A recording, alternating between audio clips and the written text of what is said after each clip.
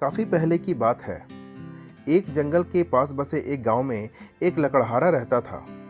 उसकी दिनचर्या ही थी कि वो प्रतिदिन जंगल में जाकर लकड़ी इकट्ठा करता था और उन्हें पास के ही बाजार में बेचकर कुछ पैसे कमा लेता था। हर रोज की ही तरह एक दिन वो लकड़हारा नदी के किनारे का एक पेड़ काट रहा था। तभी अचानक गलती से उसकी कुल्हाड़ी नदी में गिर गई। नदी के बहुत ज्यादा गहरे होने और उसमें पानी का बहाव बहुत तेज होने के कारण उस लकड़हारे के काफी प्रयत्न करने के बावजूद भी उसे उसकी कुल्हाड़ी नहीं मिल पाई।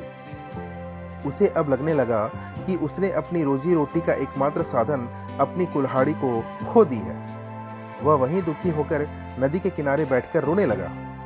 उसके रोने की आवाज सुनकर नदी से एक परी बाहर आई और उसने उस लकड़हारे से उसके रोने का कारण पूछा। लकड़हारे ने उन्हें अपनी दुखद कहानी बताई।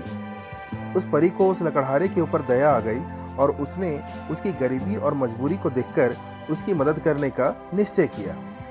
वह परी नदी में गायब हो गई और वापस एक सुनहरी कुल्हाड़ी लेकर वापस आई। लेकिन लकड़हारे ने कहा कि यह कुल्हाड़ी उसकी नहीं है। जवाब सुनकर वह परी फिर से गायब हो गई और इस बार वह एक चांदी की कुल्हाड़ी लेकर वापस आई।